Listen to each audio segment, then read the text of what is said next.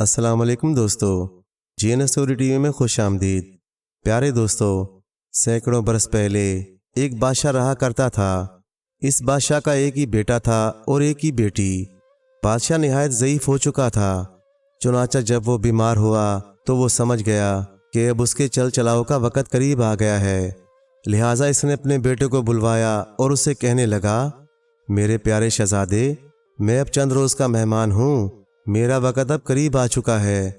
میری ایک آخری خواہش ہے، اور وہ یہ ہے کہ تم اس وقت تک اپنی شادی نہ کرنا جب تک تمہاری بہن کی شادی نہ ہو جائے۔ شہزادہ یہ سن کر آبدیدہ ہو گیا اور بولا، ابا جان، آپ جیسا چاہتے ہیں ویسا ہی ہوگا، آپ بالکل فکر نہ کریں۔ اس واقعے کے چند روز بعد بادشاہ کا انتقال ہو گیا اور شہزادہ تخت نشین ہو گیا۔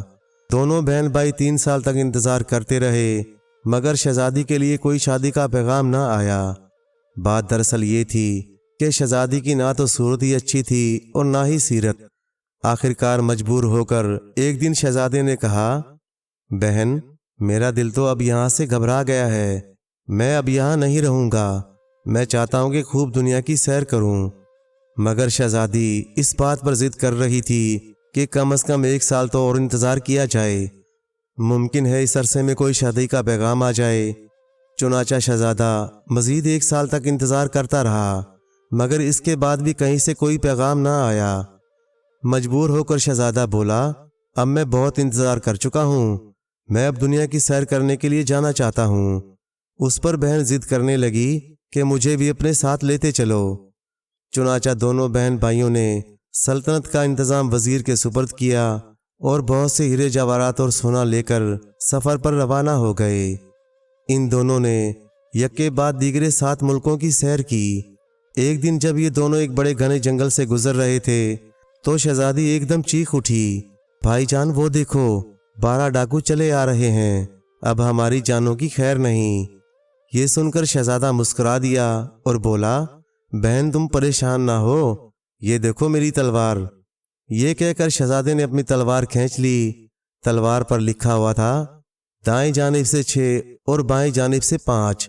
چنانچہ شہزادے نے 6 بار دائیں جانب تلوار کا وار کیا اور 6 ڈاکوؤں کے سر قلم کر دیے۔ پھر اس نے 5 بار بائیں جانب تلوار چلائی تو 5 ڈاکوؤں کے سر کٹ کر گر پڑے۔ اب صرف ایک ہی ڈاکو زندہ رہ گیا اور یہی تمام ڈاکوؤں کا سردار تھا۔ یہ ڈاکو نہایت قداور اور مضبوط جسم کا تھا۔ ڈاکو نے شہزادے سے کہا، میری جان بخش دو، اس کے بدلے میں تمہیں اپنا محل جو اسی جنگل میں واقع ہے وہ دے دوں گا۔ چنانچہ شہزادے نے اسے چھوڑ دیا۔ پھر یہ تینوں اسی محل تک پہنچ گئے۔ ڈاکو نے محل کے تمام کمرے دکھانا شروع کر دیے۔ اس محل میں 70 کمرے تھے اور ہر کمرے میں بڑی قیمتی چیزیں رکھی ہوئی تھیں۔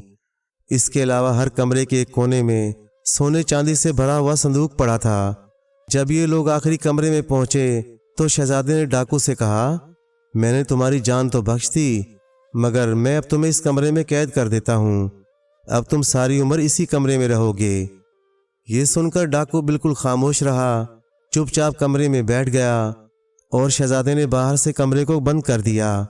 شہزادی بھی خاموش رہی، مگر اسے ڈاکو سے کچھ ہمدردی پیدا ہو گئی، لہٰذا وہ گردن گھما کر رونے لگی۔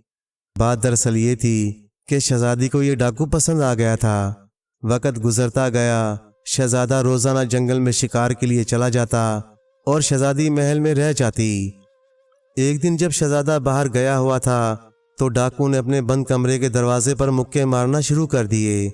شہزادی نے یہ سنا، وہ دوڑی ہوئی آ گئی اور پوچھنے لگی، کیا بات ہے؟ ڈاکو بولا، خدا کے لیے دروازہ کھول دو۔ شہزادی بولی، نہیں، مجھے تم سے ڈر لگتا ہے، تم مجھے مار ڈالو گے۔ اس پر ڈاکو بولا، ڈرو نہیں، میں تمہیں کوئی تکلیف نہیں دوں گا۔ شہزادی بولی، نہیں، میں دروازہ نہیں کھولوں گی، میرے بھائی کو پتہ چل گیا تو وہ تو مجھے زندہ نہیں چھوڑیں گے۔ یہ سن کر ڈاکو بولا، اچھا، ذرا کھڑکی کے پاس جا کر باہر سے اس پھل والے درخت کو دیکھو اور یہ بتاؤ اس میں پھول آ گئے ہیں یا نہیں۔ شہزادی نے کھڑکی سے جھانک کر باہر دیکھا اور بولی، ہاں، اس میں پھول آ گئے ہیں۔ ڈاکو بولا، اگر اس درخت میں پھول آ گئے ہیں تو پھر تمہارا بھائی بھی قریب آ چکا ہے، اگر تم اسے اب مار ڈالو تو پھر ہم دونوں مزے سے یہاں رہیں گے۔ یہ سن کر شہزادی حیران ہو کر بولی، یہ کیا کہہ رہے ہو؟ میں بھلا اپنے بھائی کو کیسے مار سکتی ہوں؟ اس پر ڈاکو بولا، اچھا تو پھر اسے جان سے نہ مارو، میں ایک دوسری ترکیب بتاتا ہوں۔ جا کر اپنے پلنگ پر لیٹ جاؤ، جب شہزادہ واپس آئے تو یہ ظاہر کرنا کہ تم سخت بیمار ہو، اور پھر اس سے کہنا کہ شہر کے باہر ایک چشمہ ہے، اگر میں اس چشمے کا پانی پی لوں تو مجھے شفا ہو جائے گی۔ اچھا اب ذرا باہر پھر دیکھو، درخت میں پھل آ گئے ہیں کہ نہیں؟ شہزادی نے درخت کی طرف دیکھا اور بولی، ہاں اس میں تو پکے ہوئے پھل لگے ہوئے ہیں۔ یہ سن کر ڈاکو بولا، ارے تب تو تمہارا بھائی آنے ہی والا ہے۔ چنانچہ جب شہزادہ واپس آیا تو اس نے دیکھا کہ شہزادی پلنگ پر پڑی درد سے تڑپ رہی تھی۔ یہ دیکھ کر شہزادے کو بڑا صدمہ ہوا۔ شہزادی سسکیاں بھرتے ہوئے بولی، بھائی اب تو میں مر جاؤں گی، میں نے ابھی خواب میں دیکھا ہے کہ شہر کے باہر ایک چشمہ ہے، اگر اس چشمے کا پانی میں پی لوں تو میں فوراً اچھی ہو جاؤں گی، بھائی جلدی سے وہ پانی لے آؤ۔ یہ سنتے ہی شہزادے نے لپک کر ایک جگ اٹھا لیا اور اس چشمے کی طرف دوڑ پڑا، مگر جو ہی وہ اس چشمے سے پانی بھر کر گھوما تو کیا دیکھتا ہے کہ ایک ببر شیر اور ایک ریچھ اور ایک بھیڑیا اس کا راستہ روکے کھڑے ہوئے تھے۔ شیر بولا، اے آدم ذات، کیا تجھے خبر نہیں کہ اس چشمے کا پانی صرف جنگل کے درندے ہی پی سکتے ہیں؟ شہزادہ بولا، نہیں، مجھے تو یہ معلوم نہیں تھا، لیکن اگر معلوم بھی ہوتا تب بھی مجھے یہ پانی لے جانا تھا، کیونکہ میری بہن بستر مرگ پر پڑی ہے اور اسے صرف اسی پانی سے شفا نصیب ہو سکتی ہے۔ یہ سن کر تینوں درندوں نے ایک دوسرے کی طرف دیکھا اور بالکل نرم پڑ گئے۔ شیر پھر بولا، اچھی بات ہے، ہم نے یہ محسوس کیا ہے کہ تمہارے دل میں نیکی ہے، لہٰذا ہم لوگ تمہیں کسی قسم کی تکلیف نہ ہونے دیں گے، بلکہ یہ لو، یہ سیٹی ہے، تم پر کبھی اگر برا وقت پڑ جائے تو بس اس سیٹی کو بچا دینا، ہم تینوں فوراً تمہاری مدد کو آ پہنچیں گے، لیکن بہتر ہوگا تم یہ پانی نہ لے جاؤ، کیونکہ اس سے تمہاری بہن کو شفا نہیں ہوگی۔ شہزادے نے اپنے دل میں سوچا کہ چاہے جو کچھ بھی ہو، پانی تو میں لے کر ہی جاؤں گا۔ پھر اس نے تینوں درندوں کا شکریہ ادا کیا اور محل کی طرف چل پڑا۔ جس وقت شہزادہ واپس لوٹ رہا تھا اسی وقت ڈاکو نے شہزادی کو آواز دی اور یہ پوچھا کہ کیا اس درخت میں پھل لگے ہوئے ہیں؟ شہزادی نے جواب دیا، ہاں پھل بھی ہیں اور پھول بھی۔ اس پر ڈاکو بولا، پھر تو اس کا مطلب یہ ہے کہ تمہارا بھائی بس آنے ہی والا ہے۔ دیکھو شہزادی، تم اور زیادہ بیمار ہو کر لیٹ جاؤ، اور جب تمہارا بھائی آئے تو اس سے کہنا کہ محل کے مشرق میں ایک پہاڑی ہے، اس پہاڑی کے غار میں ایک جنگلی سورنی رہتی ہے اور اس کے 7 بچے ہیں۔ پھر اپنے بھائی سے یہ کہنا کہ جب تک تم ان سور کے بچوں میں سے کسی کا گوشت نہ کھا لو گی تو اس وقت تک تم اچھی نہیں ہو سکتی۔ شہزادی اب سمجھ گئی کہ یہ ڈاکو میرے بھائی کی جان کے پیچھے لگا ہے، مگر چونکہ شہزادی کا دل سیاہ ہو چکا تھا، اس لیے جب اس کا بھائی واپس آیا تو وہ پھر مکر کر کے لیٹ گئی اور درد سے تڑپنے لگی، پہلے سے بھی زیادہ رو رو کر بولی، مجھے اب پانی نہیں چاہیے، جاؤ محل کے مشرق کی جانب ایک پہاڑی ہے، اس پہاڑی کے غار میں ایک سورنی اور اس کے 7 بچے ہیں، ان میں سے ایک بچہ پکڑ لاؤ، میں جب تک اس کا گوشت نہیں کھا لوں گی میں اچھی نہیں ہو سکتی۔ یہ سنتے ہی شہزادے نے فوراً اپنی تیر کمان اٹھائی اور اس غار کی طرف روانہ ہو گیا۔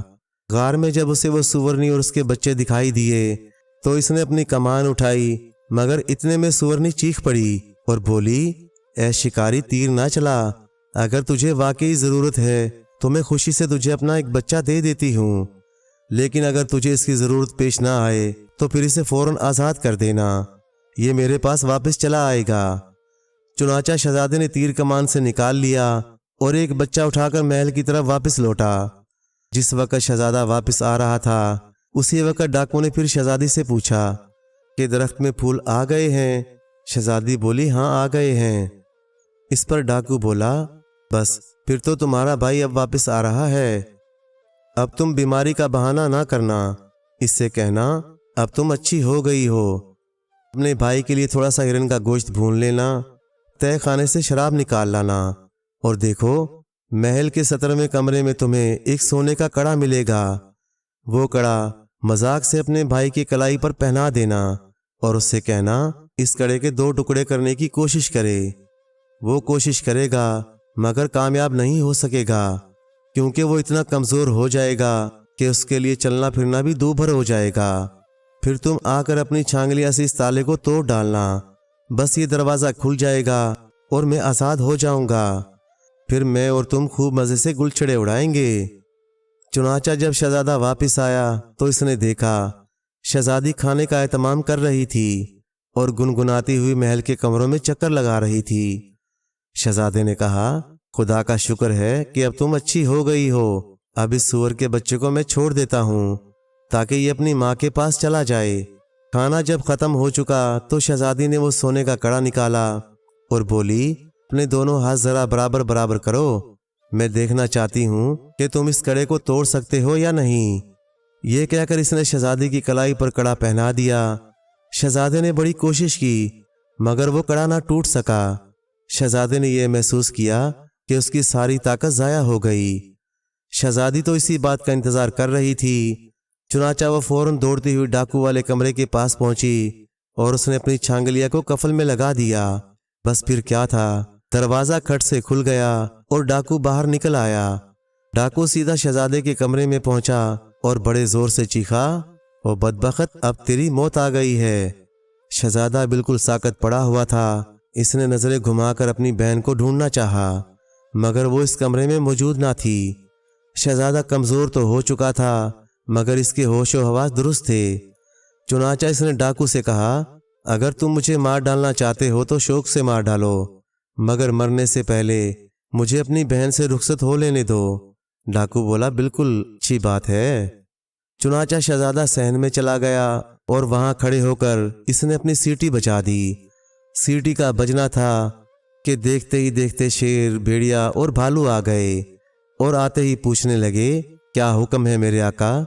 شہزادہ بولا، حکم کچھ نہیں، میں تمہیں صرف اتنا بتا دینا چاہتا ہوں کہ اس محل میں ایک شخص ہے جس نے میری ساری طاقت ختم کر دی ہے اور اب وہ مجھے مار ڈالنا چاہتا ہے، مجھے اس آدمی سے بچاؤ۔ یہ سنتے ہی تینوں درندے محل کے اندر داخل ہو گئے اور ڈاکو کی تکا بوٹی کر ڈالی۔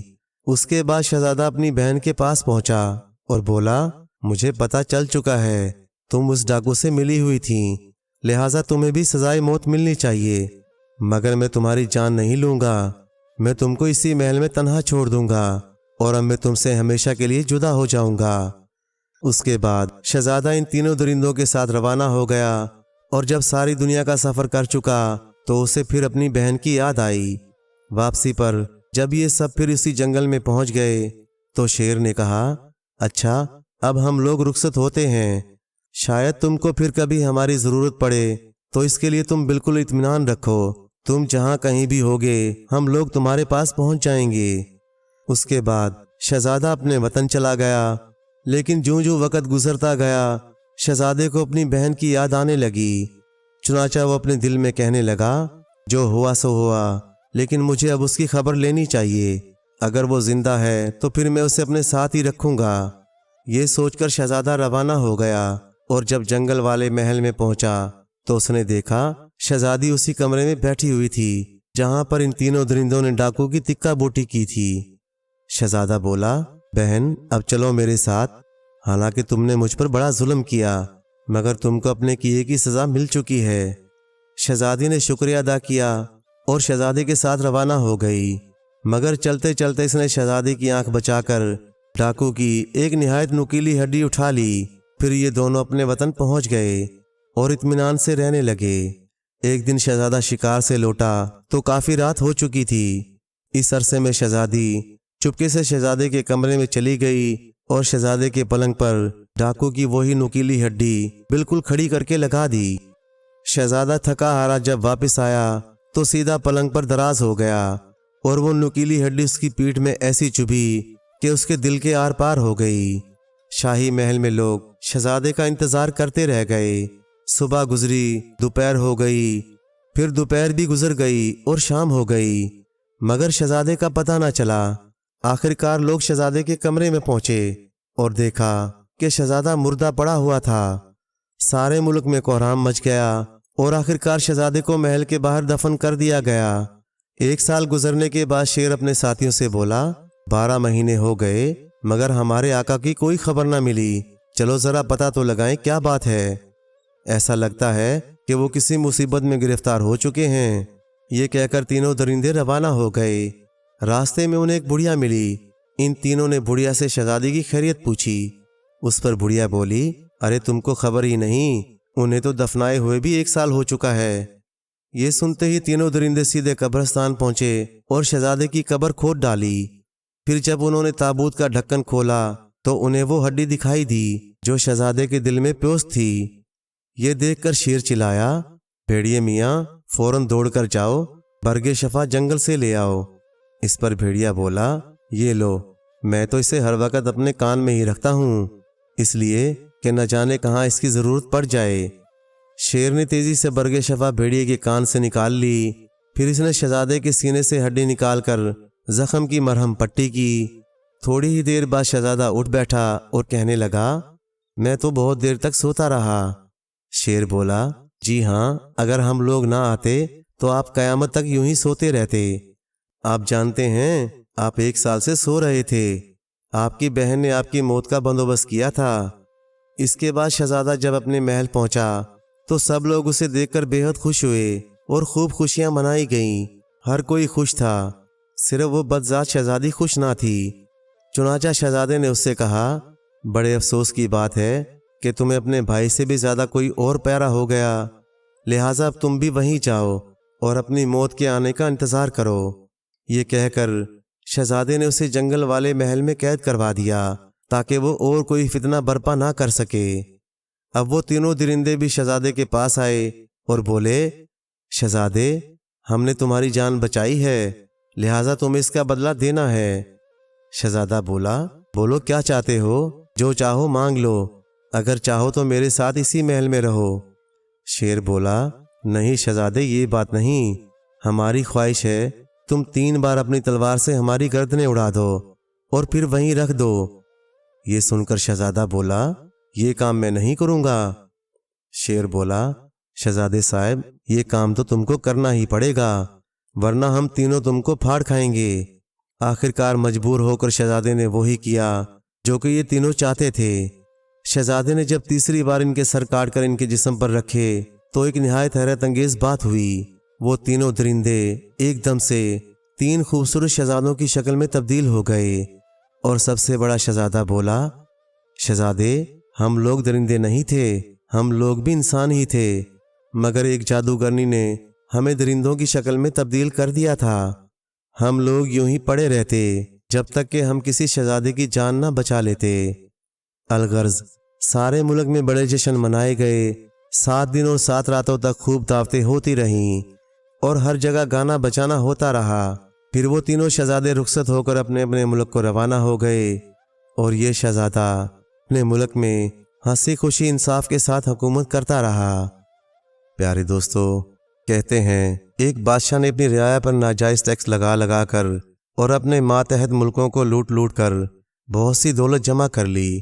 اس دولت کو محفوظ رکھنے کے لیے اس نے بڑے بڑے پتھروں کا ایک وسیع محل بنانے کی سوچی۔ اس بادشاہ کے ملک میں ایک ہوشیار کاریگر رہتا تھا۔ وہ ہمیشہ اسی طاق میں رہتا تھا کہ کسی طرح بادشاہ کا خزانہ خالی کر کے اسے بے کس محتاجوں کی بھلائی میں خرچ کر سکے۔ اب جب کہ اس وسیع محل کو بنانے کا کام اس کے سپرد ہوا تو اس کی خوشی کا کوئی ٹھکانہ نہ رہا۔ جب محل بننے کا کام پورے زور و شور سے جاری تھا تو کاریگر نے چپکے سے ایک دیوار میں ایک ایسا پتھر رکھ دیا جو 1 یا 2 آدمیوں کی مدد سے اپنی جگہ سے بہت آسانی سے نکالا اور رکھا جا سکتا تھا۔ آخرکار محل بن کر تیار ہو گیا اور بادشاہ کی ساری دولت اس میں رکھ دی گئی۔ اتفاق سے محل کے بننے کے تھوڑے ہی دنوں بعد کاریگر سخت بیمار ہو گیا۔ اپنا آخری وقت نزدیک آتے دیکھ کر اس نے اپنے دونوں بیٹوں کو بلایا اور ان کو یہ راز بتا دیا کہ کس طرح اس نے بادشاہ کے نئے محل کی ایک دیوار میں آسانی سے ہٹایا جا سکنے والا ایک پتھر رکھا تھا، اور پھر بولا، بیٹا، یہ سب میں نے فقط غریبوں کی بھلائی کے لیے کیا ہے تاکہ تم بادشاہ کی ساری دولت نکال کر ملک کی بھلائی کے لیے خرچ کر سکو، مگر یہ راز کسی پر ظاہر نہ ہونے پائے۔ اپنے باپ کے مرنے کے بعد بیٹوں نے اس کی ترکیب سے پورا فائدہ اٹھانے کی سوچی۔ وہ ایک رات چھپ کر بادشاہ کے وسیع محل کی دیوار تک پہنچے اور اپنے باپ کی بتائی ہوئی جگہ کو ڈھونڈ کر بہت آسانی سے وہ پتھر نکال کر اندر گھس گئے۔ دولت کے اونچے اونچے ڈھیر دیکھ کر ان کی خوشی کا ٹھکانہ نہ رہا۔ وہ دونوں جتنی دولت اٹھا سکتے تھے اٹھا کر نکل آئے اور اس پتھر کو اپنی جگہ رکھ کر پہرے داروں سے بچتے بچاتے گھر پہنچ گئے۔ اگلے دن جب بادشاہ اپنی دولت دیکھنے آیا تو دولت کے ڈھیروں کو ہلا ہوا دیکھ کر چونک پڑا۔ اسی وقت پوچھ گچھ شروع ہوئی۔ محل کے چاروں طرف جانچ کی گئی، کہیں بھی نقب کے نشان دکھائی نہ دیے۔ آخر تنگ آ کر بادشاہ چپ ہو گیا۔ دوسرے دن جب بادشاہ دولت کی دیکھ بھال کرنے گیا تو پھر ڈھیروں کو ہلا ہوا دیکھ کر اسے اور بھی حیرانی ہوئی۔ مشکوک پہرے داروں کی پکڑ دھکڑ شروع ہو گئی، لیکن کوئی نتیجہ نہ نکلا۔ آخر بادشاہ نے دولت کے ڈھیروں کے چاروں طرف پھندے لگوا دیے تاکہ جو بھی دولت اٹھانے آئے وہ اس میں پھنس جائے۔ اگلے دن پھر کاریگر کے بیٹے بادشاہ کی دولت والے محل میں اسی راستے سے داخل ہوئے۔ وہ پھندوں سے واقف نہیں تھے۔ جو ہی ایک بھائی ڈھیر کی طرف بڑھا، ایک پھندے میں پھنس گیا۔ اس نے اپنے آپ کو چھڑانے کی کافی کوشش کی۔ دوسرے بھائی نے بھی بہت داؤ پیچ لگائے، لیکن وہ اسے چھڑوا نہ سکا۔ آخر پھنسے ہوئے بھائی نے کہا، اگر مجھے زندہ ہی بادشاہ کے سپاہیوں نے پکڑ لیا تو تم سب کی موت آ جائے گی۔ تم میرا سر کاٹ کر لے جاؤ تاکہ بادشاہ میری لاش کو پہچان نہ سکے۔ دوسرے بھائی نے ایسا ہی کیا اور اس کا سر کاٹ کر گھر لے آیا۔ صبح جب بادشاہ اپنی دولت دیکھنے آیا تو سر کے بغیر چور کی لاش دیکھ کر حیران رہ گیا۔ کمرے کی سارے دیواریں دیکھی گئیں، لیکن نہ تو کوئی پتھر ٹوٹا ہوا دکھائی دیا اور نہ کوئی دروازہ جس سے کہ چور اندر آیا ہو۔ لیکن بادشاہ نے چور کا پتہ لگانے کی ٹھان رکھی تھی۔ اس نے حکم دیا کہ بے سر کی لاش کو چوک میں لٹکا دیا جائے اور جو شخص بھی اس کی جگہ پر رونے کے لیے آئے اسے گرفتار کر لیا جائے۔ جب ان لڑکوں کی ماں نے یہ خبر سنی تو اس کا دل بیٹھ گیا۔ اس نے اپنے دوسرے بیٹے سے بھائی کی لاش کو کسی نہ کسی طریقے سے گھر لانے کے لیے کہا۔ دوسرے بھائی نے لاش حاصل کرنے کے لیے جی توڑ کوشش کی، لیکن لاش کے ارد گرد پہرا اتنا کڑا تھا کہ اس کی سب کوششیں ناکام رہیں۔ پھر بھی وہ چپ نہیں بیٹھ سکتا تھا، کیونکہ اس کی ماں اپنے بیٹے کی لاش حاصل کرنے کے لیے ضد کر رہی تھی۔ آخر اسے ایک ترکیب سوجھی۔ بہت سے گدھوں پر اس نے چمڑے کے تھیلوں میں شراب لا دی اور اپنے بھائی کی لاش کی جانب چل دیا۔ لاش کے پاس سے جہاں سپاہیوں کا کڑا پہرا تھا وہاں سے گزرتے ہوئے اس نے کچھ تھیلیوں کے منہ ڈھیلے کر دیے، جس سے شراب نیچے گرنے لگی۔ شراب کو گرتے دیکھ کر وہ چھاتی پیٹ پیٹ کر چلانے لگا کہ ہائے میری قیمتی شراب گر رہی ہے۔ وہ کبھی ادھر دوڑتا اور کبھی ادھر، اور شراب لگاتار تھیلوں میں سے بہہ رہی تھی۔ سپاہیوں کی نظر جب شراب پر پڑی تو ان کی بانچیں کھل گئیں۔ موقع سے فائدہ اٹھانے کے لیے سب برتن لے کر گدھوں کی طرف بھاگے اور شراب پینے لگے۔ کاریگر کا بیٹا جھوٹ موٹ زور زور سے چلا کر سپاہیوں کو کوسنے لگا۔ آخر جیسا اس نے سوچا تھا ویسا ہی ہوا۔ سپاہیوں نے خوب جی بھر کر شراب پی لی اور بے ہوش ہو گئے۔ سپاہیوں کے بے ہوش ہو جانے کے بعد کاریگر کا لڑکا وہیں کھڑا رہا اور رات کا انتظار کرنے لگا۔ آدھی رات کے وقت جب سڑک سنسان ہو گئی تو جلدی سے اس نے اپنے بھائی کی لاش کھولی اور اسے ایک گدھے پر باندھ کر گھر لے آیا۔ بیٹے کی لاش پا کر ماں کو کچھ تسلی ہوئی۔ جب بادشاہ کے کانوں تک لاش کی بھی چوری ہو جانے کی خبر پہنچی تو اس کے تن بدن میں آگ لگ گئی۔ اس نے چور کو پکڑنے کی ایک اور ترکیب سوچی۔ بادشاہ نے اعلان کر دیا کہ جو شخص اپنا سب سے اعلیٰ کارنامہ بادشاہ کی لڑکی کو سنائے گا اس کے ساتھ شہزادی کی شادی کر دی جائے گی۔ اس میں بھی ایک چال تھی۔ کاریگر کے بیٹے نے بھی یہ اعلان سنا۔ وہ بادشاہ کی چال بازی کو بھانپ گیا۔ اس نے ایک بار پھر بادشاہ کو چکمہ دینے کی ٹھانی۔ ایک مردے کا بازو کاٹ کر اس نے اپنے کپڑوں کے نیچے چھپا لیا اور رات کے وقت بادشاہ کے محل کی طرف روانہ ہو گیا۔ جب شہزادی نے اس سے سوال کیا تو اس نے دولت کے محل میں اپنے بھائی کے پھنسنے اور اس کے ذریعے سے اس کا سر کاٹے جانے کی بات بتا دی، اور یہ بھی بتا دیا کس طرح پہرے داروں کی آنکھوں میں دھول ڈال کر وہ اپنے بھائی کی لاش کو بھی لے اڑا تھا۔ شہزادی کو سب کچھ سمجھا دیا گیا تھا۔ اس کے منہ سے اتنی بات سنتے ہی اس نے اسے بازو سے پکڑنا چاہا، لیکن اس سے پہلے ہی کاریگر کے چالاک بیٹے نے اپنے کپڑوں کے نیچے چھپائے ہوئے بازو کو اس کے ہاتھ میں تھما دیا اور اندھیرے کی آڑ لے کر کھسک گیا۔ چور کی ہوشیاری کی خبر جب بادشاہ کے کانوں تک پہنچی تو اس کی حیرانی کا کوئی ٹھکانہ نہ رہا۔ آخر بادشاہ کو یہ اعلان کرنا ہی پڑا کہ اگر وہ چالاک آدمی بادشاہ کے سامنے آ کر سب کچھ صاف صاف کہہ دے تو وہ اسے معاف کر دے گا۔ کاریگر کے بیٹے نے بھی یہ موقع مناسب سمجھا اور بادشاہ کے دربار میں حاضر ہو گیا۔ اس کی ہوشیاری اور حوصلے کا بادشاہ پر بہت اثر ہوا اور وعدے کے مطابق اس نے اپنی شہزادی کا بیاہ اس کے ساتھ کر دیا۔ پیارے دوستو، کہانی اچھی لگے تو لائک کریں، چینل کو سبسکرائب کر دیں اور مزید اسی طرح کی قصے کہانیاں دیکھنے کے لیے دیکھتے رہیں GN اسٹوری TV۔ شکریہ۔